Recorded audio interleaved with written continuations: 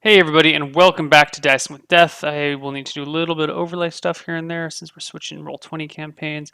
But we are back with my brawling, fisting, martial artsing, brass knuckle wielding man known as Frank Kershaw. Although the few friends and associates he does have call him Cranky Fists. Cranky Fists, Frank. Someone used to call him Frankie, and it turned into Frankie Fists, which turned into Cranky Fists because he did not like the name Frankie Fists. So we will start the adventure of Cranky Fists in Wodim, a city on the edge of civilization, straddling two worlds. Just, I guess, a bit of a trade hub connecting the vibrant port city of Solstice in the north with the wilds to the south and east, as well as the farmland far to the east. Wodim is a moderately sized city in its own right, with at least a couple of thousand permanent residents. The city is surrounded by a circular wooden wall, and in the center is a great wooden tree. I guess it's wooden because it's a tree. A great tree whose roots sprawl out and form a bit of a gazebo underneath it. Oh shit, I remember this city. Yeah. How long has Frank been in Wodim? Is this where you're from? Did you just come to town? I think he just got out of jail. All right. So if there's a prison in Wodim, maybe he got out of that prison. If not, there's not so much a prison. I mean, there's like a town. There's like a couple of constables who've got a cell in there in the constable's office or whatever. I think Frank was doing time, like real time, though. So that was probably in Solstice. Okay, so I've left Solstice and I'm. If you got into some real shit, or if you were, that's the only Okay, then I left Solstice, and Wodim is probably is the first city I meet on the way. It's the first major city. It's actually the first city to the south of Solstice. So getting out of Solstice because I didn't want to be involved with any of that crap. I just got out of jail there. Head off to Wodim, come into town, looking to get right back on the horse. Yeah, so you don't know very much about the political structure here. Your walk took you probably did it in one long, hard day. Yeah, you probably left Solstice in the early morning and then climbed the mountains, cross the mountain pass, descend into the woods, and approach Wodim in the middle of the night. Okay. You find the gates are closed. Circular wooden wall. Frank goes over to the gate. Wide wooden gate with a drawbridge and a small guard structure set up off to the right. With drawbridge, does that mean there's a moat? No, there's no yeah. Okay. But it's a gate that it opens side to side. But Frank comes and pounds on the gate with his brass-knuckled fists and goes, "Let me in! It's cold and dark out here!" Just a minute. What do you mean, just a minute? It's fucking cold out here! Let me in!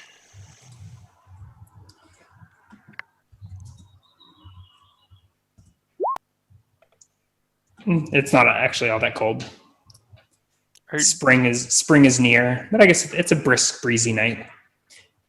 And you hear a clank as like a little looking slot opens up to your right. Mm-hmm. And I move over and look at it. What are you doing in there, huh? Hurry up! What do you think I am? Some sort of troll speaking in common? And the slot closes, and you hear a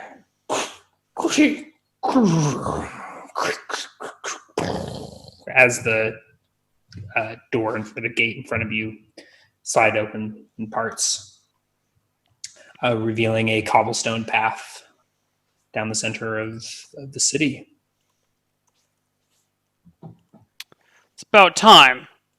You know how cold it is out there? Out in the dark? I shoved past him without saying a further word. And He's not even actually visible. He's like in a little I just structure. You're right. talking to myself then. I say those things and I walk past him and I start looking around for in tavern or an inn. Yeah, there's an inn nearby, like pretty much right as you walk in the door. Great. I make for it. I probably gave it a name in a previous episode, but it's changed ownership. It's the Weary Woodsman is pretty much, it's like the third building from the wall. Perfect. There's still a lantern wafting in the night breeze, still lit. All right. I walk on in and find me an innkeeper. There's no innkeeper in sight. There's a couple of patrons passed out in various chairs or underneath tables, but I go to the common room and look for any sort of staff. yeah. So you walk into the common room and you Yeah. see a mess of chairs and tables. It looks like they didn't bother to even stack them up at the end of the night. And there's a couple of guys passed out. There's a staircase off to the right leading upstairs, and a bar off to the left leading into a back room and presumably a kitchen. I go up to the stairs if I don't see an innkeeper. Okay. I just go to a room and open the door. You find an unoccupied room with a I bed. shut the door and go to bed. All right. You wake up some hours later. Crack everything, get out of bed, and head downstairs. What time does Frank wake up? Is he an early riser? Does he sleep in? He's used to getting up with the sun. There's not much to do with the joint other than go to bed and wake up and work out in between. So yeah, he gets up early, heads downstairs. All right. You head downstairs. There's now just one drunk passed out in a chair. You see a young woman is tidying up the tavern, stacking chairs and tables, and wiping things down. I go up to the innkeeper, or I look for an innkeeper. You see a young woman. I whistle at her. Hey, sugar tits, get over here. Excuse me? Babe, get your ass over here. A plump and homely young girl with a not unpleasant smile, although you've chased the smile right off of her face. She reluctantly approaches, awaiting whatever. So, Frank takes his time to look her up and down. So, darling, is this the very finest inn in this town? Why, I suppose. You suppose, or it is. She looks around. Yeah, sure. What can I get for you? Well, I'm just looking to speak with Breakfast? the proprietor around here somewhere. I don't think he's in yet. It's still awful early. Uh-huh. I think Frank's just firing up the grill back there. Frank is firing up the grill? You gotta take me to him. Take you? Do you want me to put it in order? I turn around, like give her a little, like a gentle push on the lower back or upper back between the shoulders, like as if to say, "Go and lead the way." Right. So she turns around and starts leading you into the kitchen. And with the gentle push on the shoulders comes the slap on the ass, because that's the sort of guy that Frank is. She jumps with a start, but doesn't give any verbal protest. She leads you behind the bar, pushing a little flappy door open. And she stands in the kitchen doorway blocking your path and leans in and says, Frank, we got an order. I try and just like push her in or push my way past her. All right. She sort of slides up against the wall and lets you into the kitchen. You see a large kitchen. I look at this Frank. Is he human? He's human. He's short, bit of a pot belly and bald. Some scruff going. He's starting a small wooden fire off to the side, and it looks like he's chopping some vegetables and things. He looks you over. What are you doing in here? He's brandishing a large cleaver. Can you describe him physically, like height, weight, hair color, eye color? How tall are you? I am Height and weight. I am 6'2", 230 pounds. So he's quite a bit shorter than you. He's got a pot belly. He doesn't look like an impressive man. You figure you could take him in a fight, no problem. But he's short. But he's short, but he's big, right? I mean, he's not round. scrawny. Okay. Yeah. What about hair color and eye color? He's lost most of his hair. It looks like it was once brown or black. His eyes are bright blue. Okay. I look him up and down and go, you might just do. For the record, I have like thinning, dusty brown hair and muddy brown eyes. So I'm looking this guy up and down. You're wearing the hide of a wolf. Right? Yeah, I've got like a big wolf pelt over me. Yeah. Frank, my boy, you'll do just fine. Give me some of your best ribs. Ribs. You ain't got ribs in the morning? I suppose I can heat you up last night's. You're making ribs this morning. I smoke my ribs, sir. Takes all day. Well, then you're giving me last night's ribs, and you're making some ribs for tonight. They're good cold. Fresh elk from the prairie. Lovely. Quite a delicacy. Won't have it for long. Well, bring them on in. And I head back out to the common room and look around for the girl. Yeah, she's basically where she was standing there for that whole conversation. Okay. In the doorway, looking a little bit astonished. Now you go get the proprietor when he comes in, and you have him come talk to me. You got that? Yes, sir. All right, and give me 2 tankards of your cheapest ale.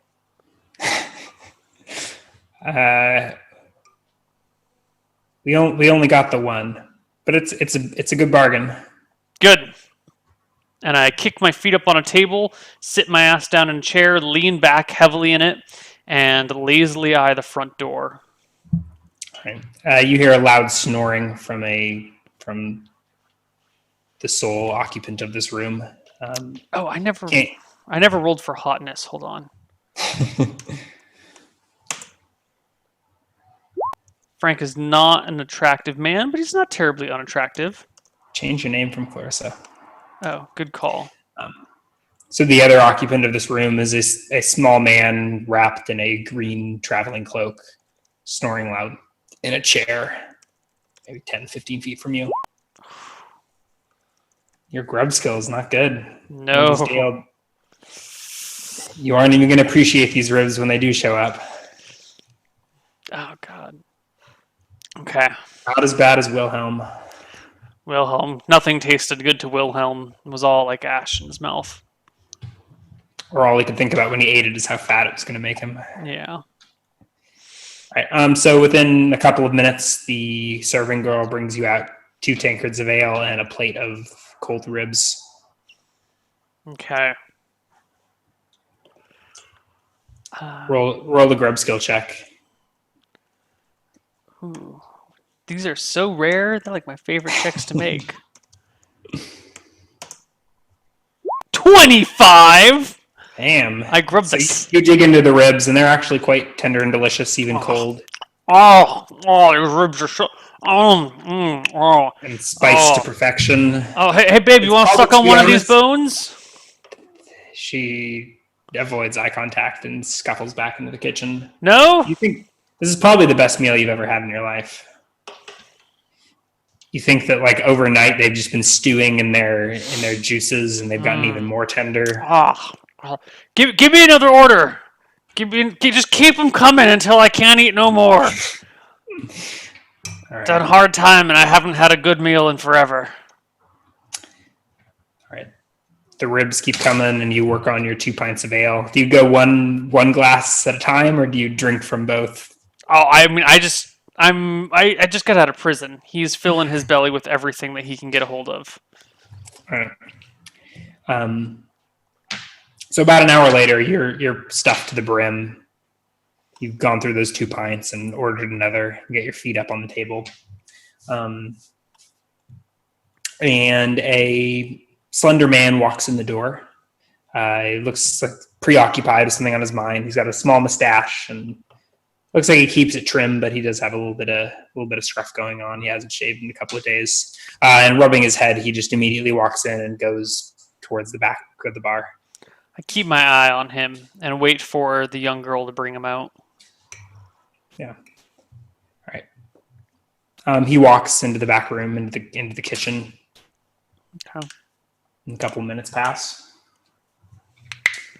Crack my knuckles, getting a little impatient, waiting for my next plate of ribs and my meeting with this man. If he's not out by the time I'm done with all of my food and all of my ale, I'm going to come get him. Well, by the time you walked in, you were pretty full. You still got a few ribs on your plate. You can roll I will force myself to eat those ribs. All right, roll that grub skill check. Getting those dice warm with the important checks. No. Oh, they're so good. I can't. Yeah, you can't manage to get. I mean, you finish them, but you leave a little bit of meat on the bones. And you don't feel good about yourself. Shut up! I feel great about myself. Okay. All right. About this point, the slender man walks out from behind the bar. He walks over to you and hands on his hips and says, Mars said you needed something? I've been told that this is the very finest establishment in this little podunk town. Yes, I pride myself on my service. Means you got all sorts of people coming in through here. You got a lot of business, right? It's not normally this dead around here, huh? It's barely sunup. So you're telling me times are a little bit hard, maybe? Establishment's not going quite as well as it used to? I only have this place for about 6 months, but we do all right. We catch most of the traffic, most of the travelers coming in through town. You ever thought about expanding? Those ribs are mighty great. Oh, I'm glad you enjoyed them. Expanding? Maybe taking on another shop? Buying up a different inn? Nah, I'm doing all I can to keep this one running smooth. You in a little bit of trouble? I'm a recently freed man with a little coin in my pocket. I'd be very happy to lend you some money if it would help you get yourself going on this little adventure of yours. He looks you up and down. So what'd you say your name was? My name's Frank, like the cook. And he gives a chuckle. Consider me what they call back in Solstice an angel investor. I'm here to invest in businesses, and yours looks like the type I could invest in. I haven't heard of no angels in Solstice, but you don't look like the investing type to me. In fact, you look more like a salt of the earth, woodsy type fella. My usual clientele. Well, looks can be deceiving, and looks can be, well, deceiving. He takes a look at your boots, which I assume are up on the table. Yeah. What do your boots look like? What are they made out of? They're old leather. These are the same boots I had while I was inside. And, yeah. So all my clothes are kind of old and torn and a little bit tattered. Right. Yeah. Looks like he smells something awful. Looks back at you. Deceiving, you say? Deceiving. Well, and I pull out my pouch of gold and drop it on the table. And then I pull out a bigger sack. Or actually, I pull out 3 different sacks. One of them has silver, one of them has copper, one of them has gold. On your character sheet? Do you All want me to right, buy sacks for gold? I will buy sacks for gold if that I makes you don't happy. necessarily need you to buy the sacks. It's more that like you're materializing. I'll allow it for now. You have 3 sacks, one for each type of coin. Yeah. Okay. I will From note. now on, you should denote how many sacks you have on your character sheet. You can't just be materializing sacks out of thin air. You're no illusionist. All right. I can abide. So make yourself plain. What is it you're proposing? Well, you see here, I got all this here money and no property to my name, and I was thinking, I give you some money, you make some more money off of that, and then you pay me back with a little bit of interest. He sort of looks around. Roll a charisma check.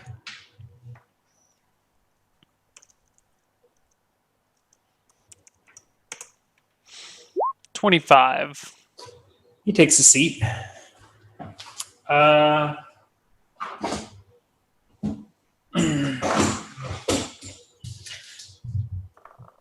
what sort of terms we talking here?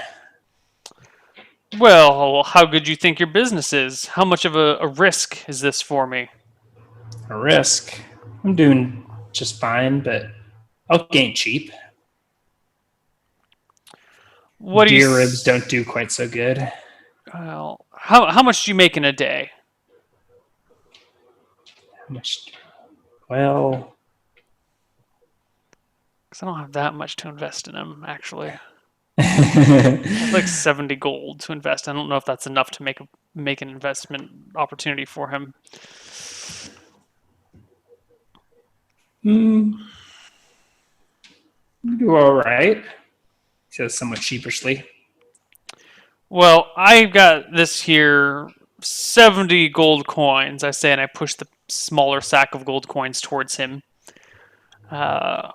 And I think with that 70 gold coins, you could probably do a lot for this place. Maybe add in new painting over there, hire a waitress that doesn't look like she fell off the ugly tree and hit every stick on the way down. Hey now. Mars is a sweet girl. She's a sweet girl, but she ain't sweet to look at, buddy. And if you want a good waitress, you need something that's got a little bit of snap to it.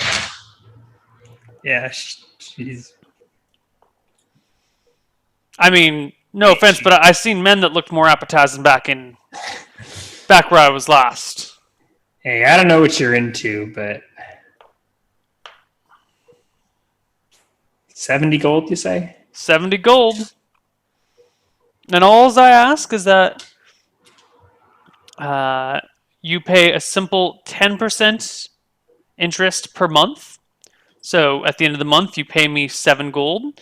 End of the next month after that, you pay me another 7 gold, etc., etc. And when you have enough to pay off the principal, you give me the extra 70. Or you can, do me a 10 next month and then 10 the next month after that, and so on and so forth. And we'll just take the 7 off, and then pay it down 3 at a time. However you feels good to pay you. He rubs his eyes somewhat groggily. Looks like he's still waking up. All right. So, do we draw up a contract or something? Oh, contracts are for nothing. Putting words on paper don't make it so. What makes it so is a bond between man and man. You hear me? And now Frank spits in his hand and reaches out for the innkeepers.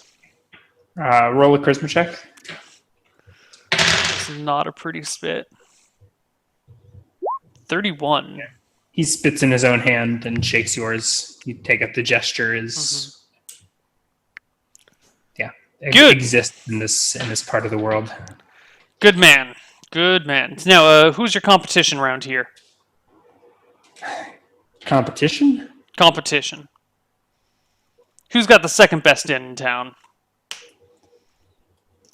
There's a tavern up the street that undercuts my market. Charge a little less. They got crappier rooms and shitty food. Mm-hmm. They're called the Wobbly Raccoon. Wobbly raccoon. Wobbly raccoon. I'll add these to the map. so that I don't forget. And this place was called the This is the Wanderers. Wandering Woodsman, or the Weary Woodsman. Weary Woodsman.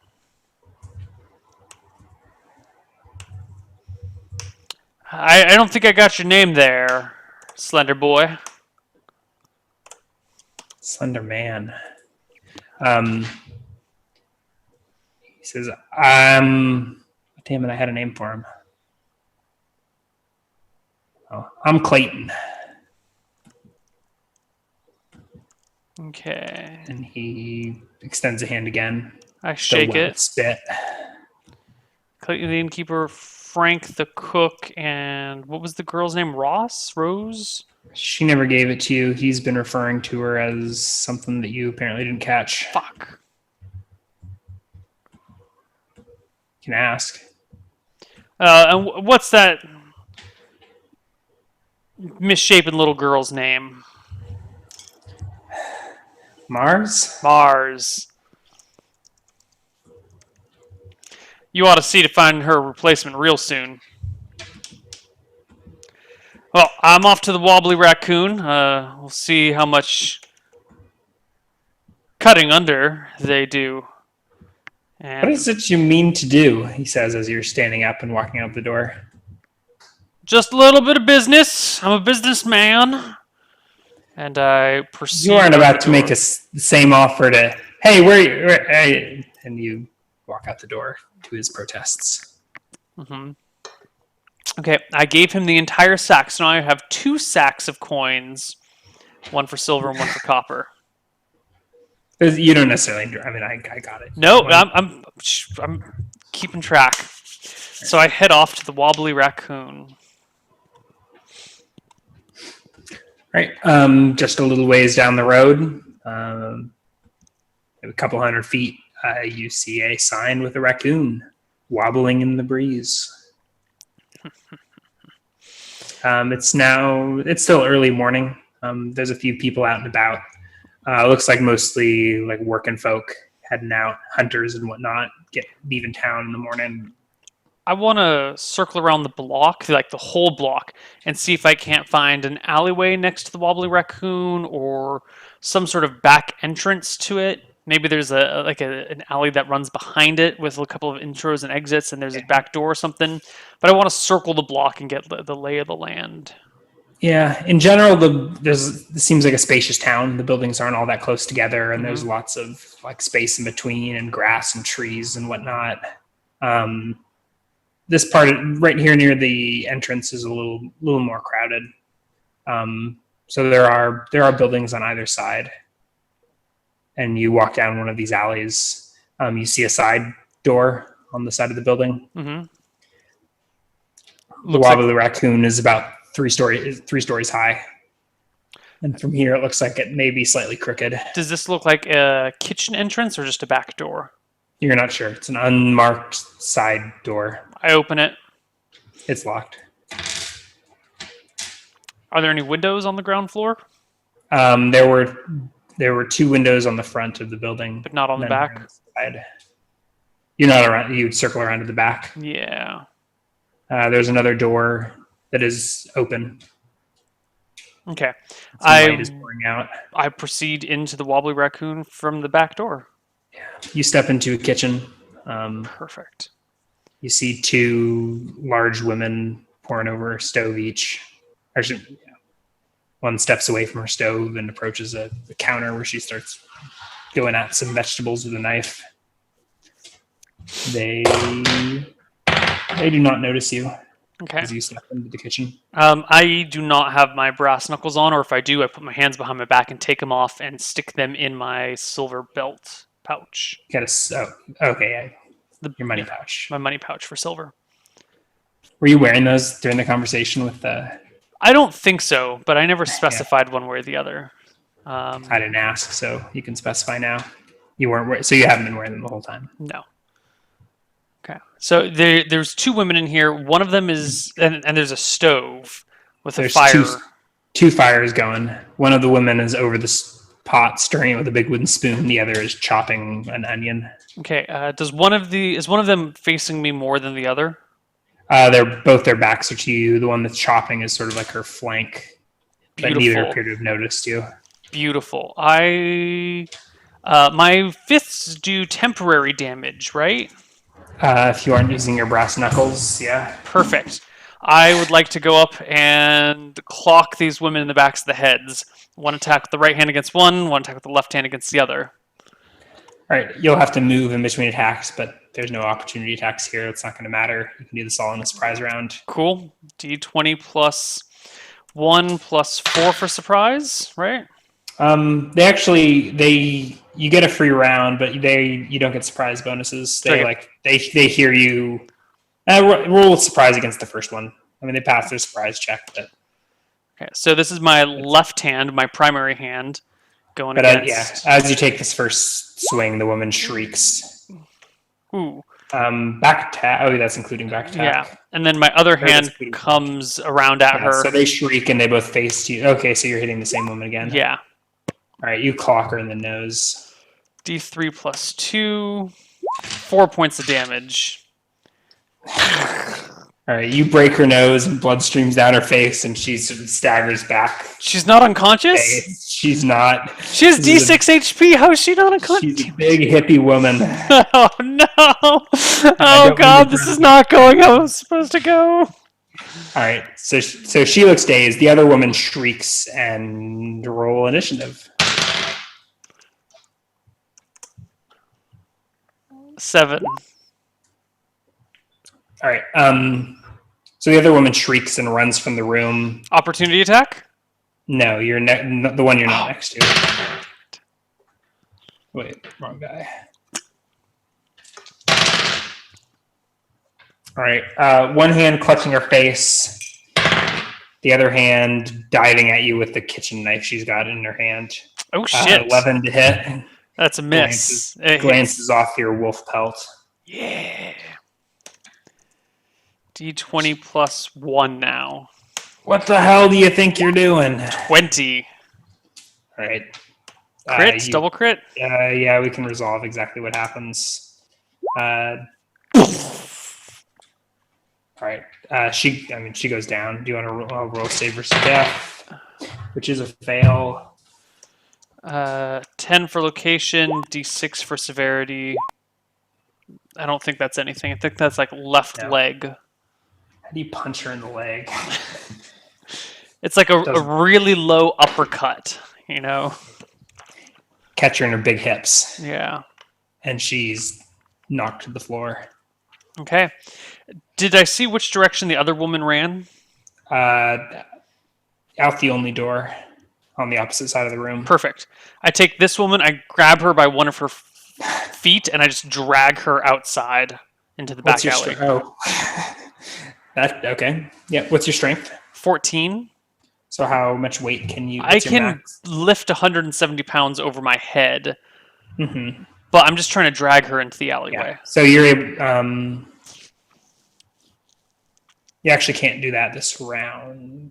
That's fine. I'll do it next round. Yeah. Whatever. Like you'll need to use your. You can grab her. Yeah, whatever. Yeah, that's fine. You drag her out the back door, and roll initiative.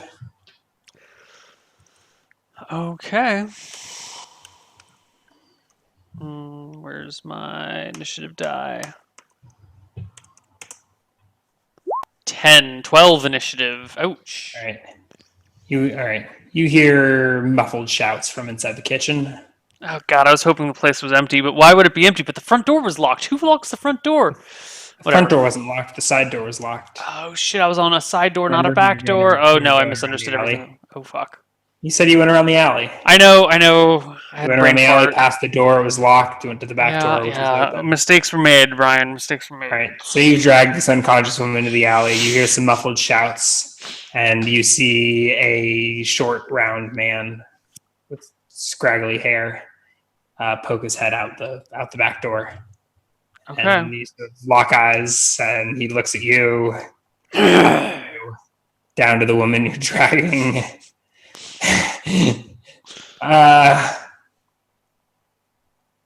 And his jaw just drops, and he stares at you. Okay, I go to punch him. Okay.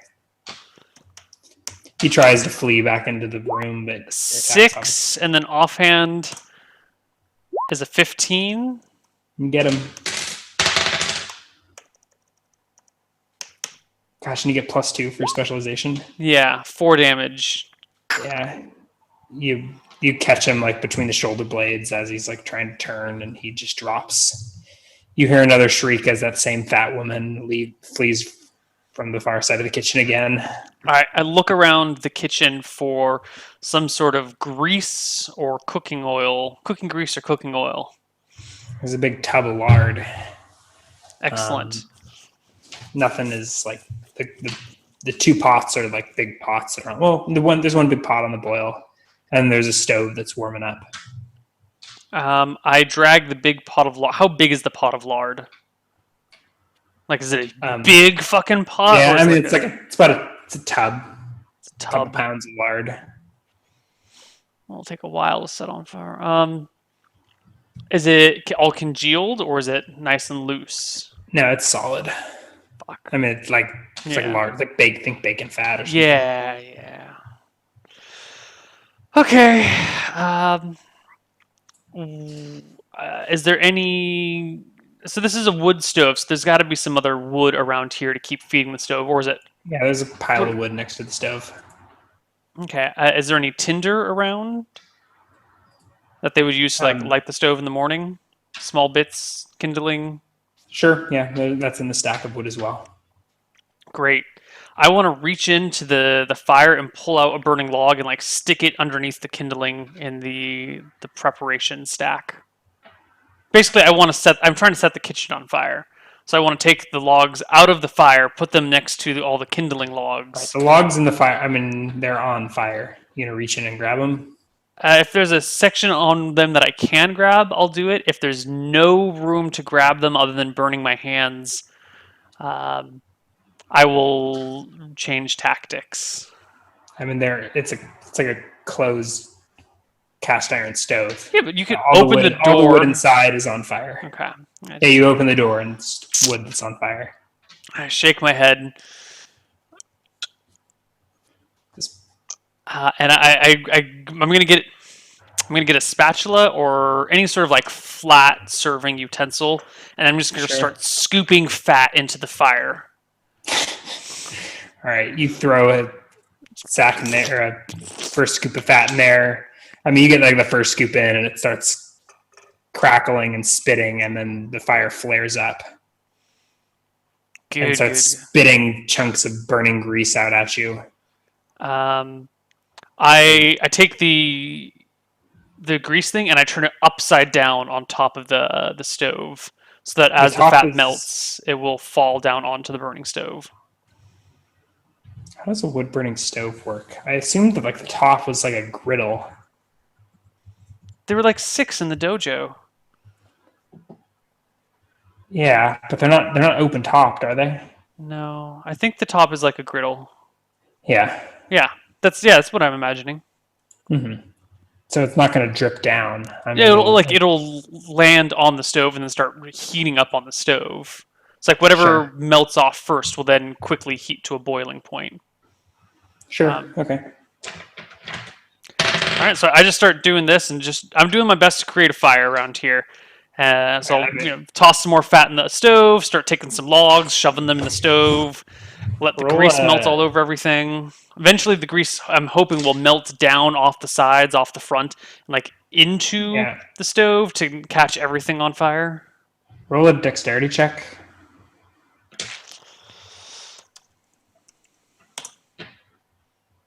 $20. So close, but so far. Yeah, as you're hurling grease into the open stove, you get splashed with a bit of that cackling How much? tallow. 1 point of damage. Okay. I ignore it. And at this point, now that I've got like some stuff going on here, I will take the unconscious man and drag him into the back alley. Okay. Then I'll stand back and survey my work for a little bit. I'll spend a minute looking at this, being like, I hope this really works. The stove looks pretty out of control, and at this point, you're kind of afraid to approach it. That's You perfect. haven't really set it. You didn't really declare you set anything else on fire, but you've got an out of control grease pot That's up all in I need. Even if it flames. doesn't destroy the entire inn, it will damage the kitchen, set them back, yada yada yada. It'll serve its purpose. Um, so I leave, and then as I do, I double check the man on the ground to see if he has any keys on him or anything that would be of value aside from coins. Mostly looking for You keys. don't want. He does have a ring of keys. I take Uh, his ring of keys. he's got a large knife in his boot, and he does have a coin pouch. I'll look at the color of the coin. If it's gold, I'll take it. Otherwise, I don't care. There's gold, there's silver, there's copper, all sort of mixed I'll together. take it all. I'll separate it when I get back to the weary woodsman. Mm-hmm. Okay. Okay, Right. cool. I head back to the weary woodsman through. Jot it down now. There's 11 gold, 15 silver, and 12 copper. Sorry, 11 copper. 11, 15, 11. Done. And now I have 3 pouches: one for gold, one for silver, one for copper. And you go back? Do you go back to the Wandering Woodsman and sort it out? Yeah, I just sort it out on the table in front of everyone, whoever's there.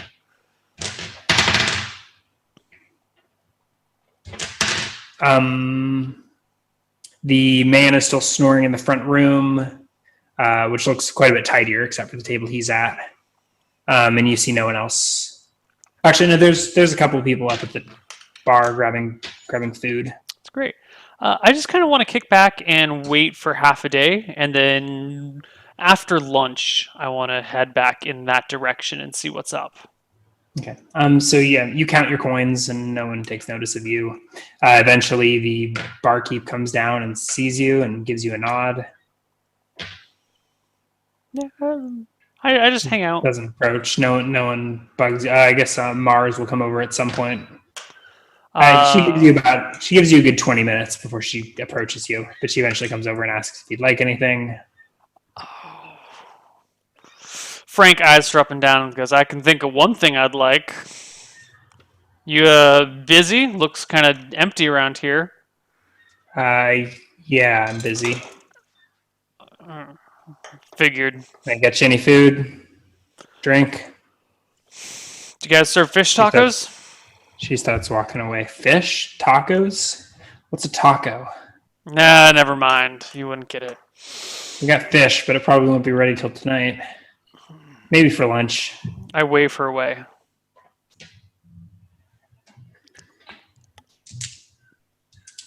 Man, this is...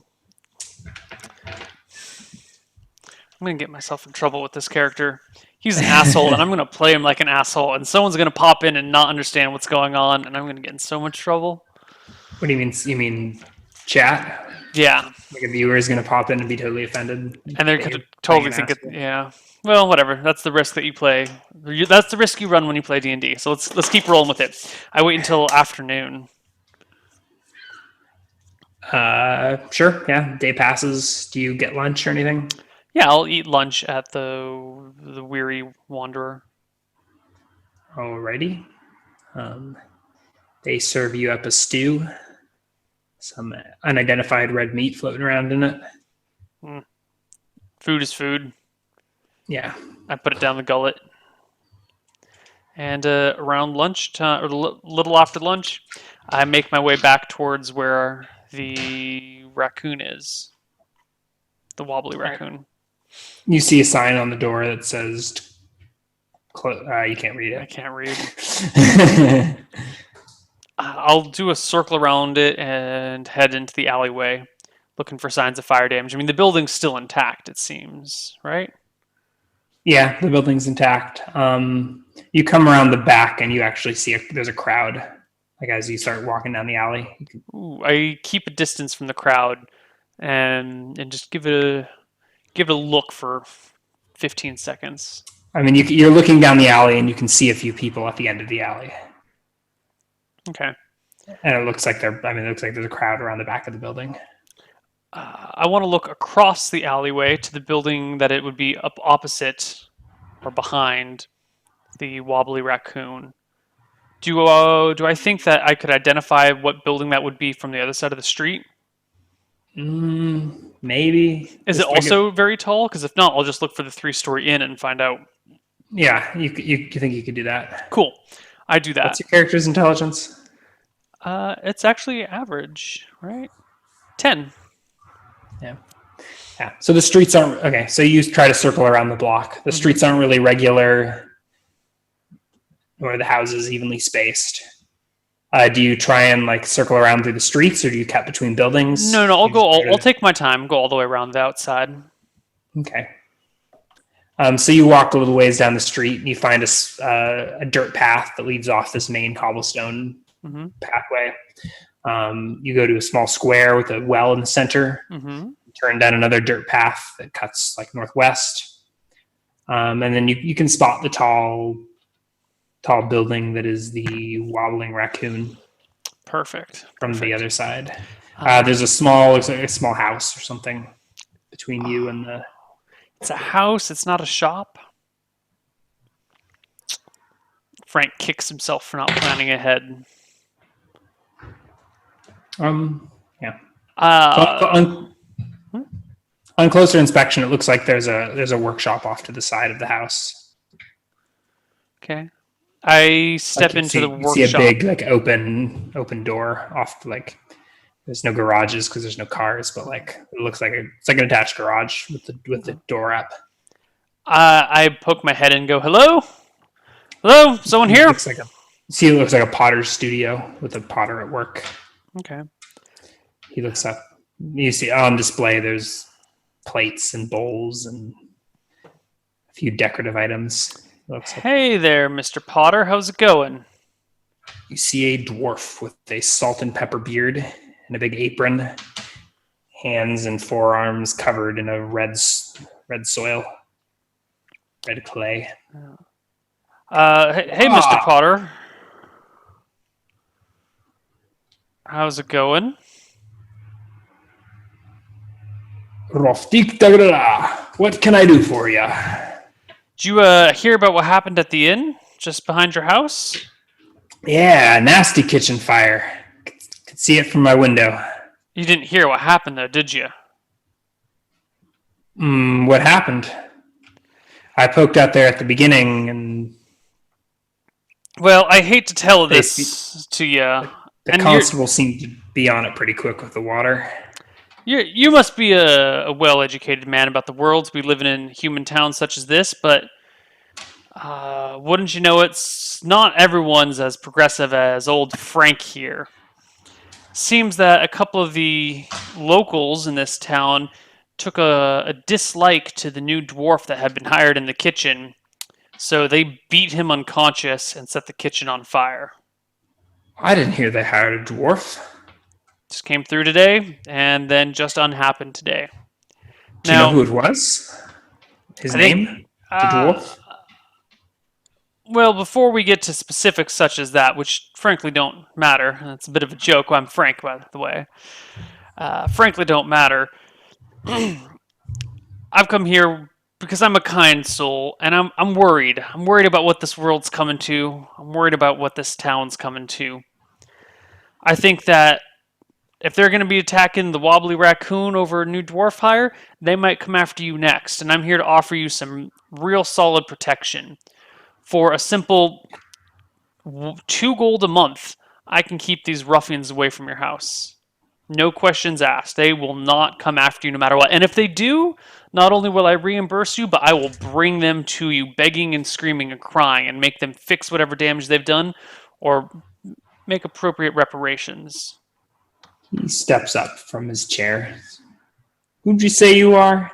I'm Frank. Frank. Well, I ain't heard nothing about no dwarf bastions. What makes you think I need protection? Times are rough these days. People are getting feisty. I mean, someone just tried to burn down the wobbly raccoon because they Roll a hired a charisma dwarf. check.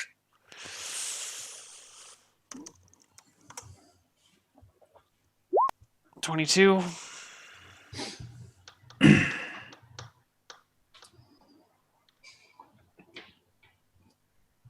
2 gold, you say?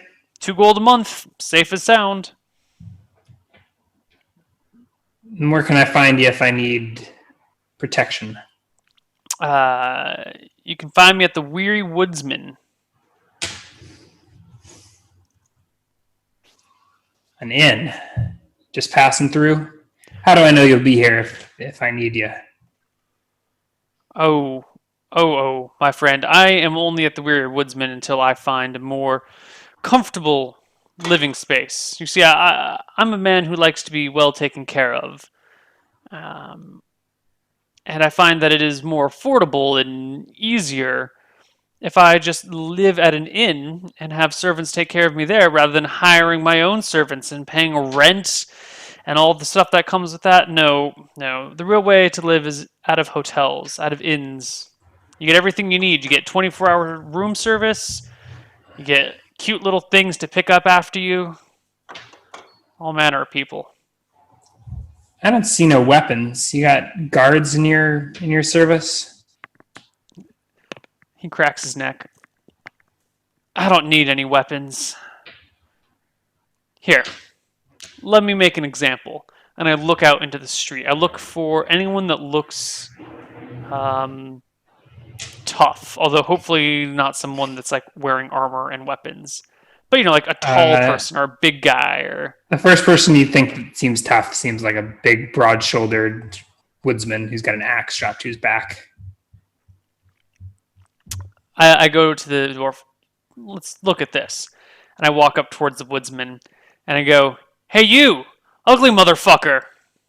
He turns around. What'd you say? I said your mom slept with 3 pigs and you're the product of it. I mean, he starts strutting over. I'm ready to roll. Say that again to my face. I just go for the punch. I don't know. I can roll initiative, or if you want to roll crit initiative. fuck, another 12. Yeah, he does the first punch. And actually rolls a 16. I think it's That's a hit. That is a hit. A non-proficient asshole just rolls D2 for damage. Yeah. Fists are soft. He does 2 points of damage. Okay. 2 points of temporary damage. Sure. Yeah. And then I come at him with a... Watch who you're talking to. A left... Oh, God. God. Frank, you're so bad. And right... Oh, God. Frank, you're so bad. All right. He points down the street and he says, walk away. Just walk away.